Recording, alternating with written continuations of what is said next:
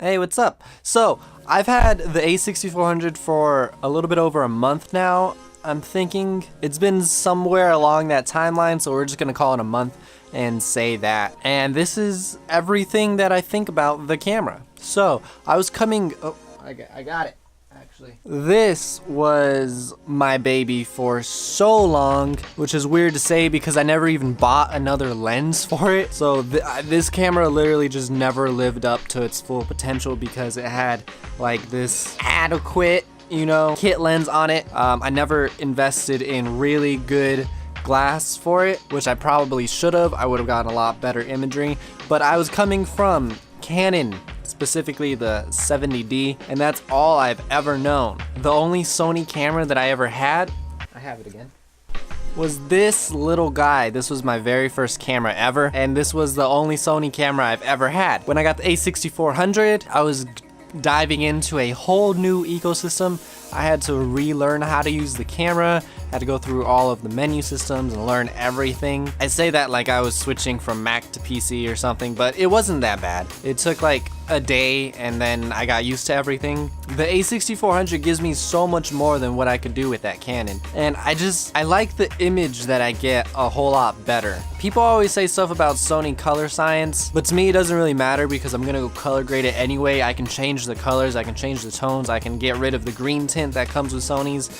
It doesn't affect me too much. It takes 2 seconds to finish. Well, hopefully I was in focus that whole time. Jesus Christ. I should be in focus now. When you film, you have to go through little checks, okay? And I did not go through all my little checks. I still left it on not manual, but like spot focus. You need to have it on like the big focused area. That's where I got it now. Anyway, now that we're here and in focus and looking good, I don't mind messing with the colors after the fact. It's something that I'm gonna do anyway to get the look that I want, so it doesn't affect me that much. What does affect me is the battery. I already knew that this camera was gonna have a pretty bad battery life. Looking at everything from the A6500, that is people's biggest complaint is the battery life. So before I even got this camera, like right when I purchased it, before the camera was even shipped to me, I bought and I actually had backup batteries and a charger and stuff. So I have 3 batteries for this camera, which will last me all of my needs. I have 1 battery that'll pretty much last for this stuff, and then 2 batteries for like B-roll and product shots and stuff like that, which I mean is fine. To me, the battery lasts like an hour tops. I shoot all my stuff in 4K, just a little bit in 1080p, 120 frames per second. So the battery is definitely the biggest downfall on this camera. I'm not a vlogger. I don't care about a microphone covering up the tilt-up screen. I do have a cage on it, but that's just because I've always wanted a cage.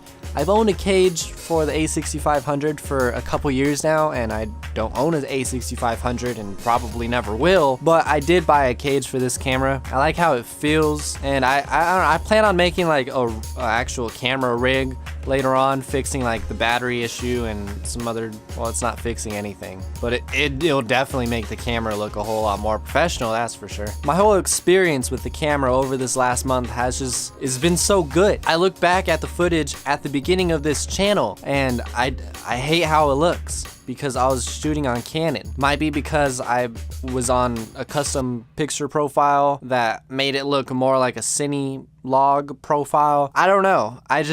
I hate how it looks. And at least with this camera, I like how the picture looks. I don't even think that has to do with any of the lighting or anything because I can switch over to my Canon right now and I don't like how it looks. This camera just gives me so much more, and it was cheaper than that camera. For some reason, I paid like $1,500 or like $1,300 or something like that for my Canon, and I paid $1,000, $1,300 even with a lens, which I never got for that camera. Mute your phones, kids. I'm in love with this camera. Like, I can't wait to get more lenses, and I can't wait to see how I look in a lens that's like f1.4 or something, because this one's only f3.5. The background is gonna be blurry. What else?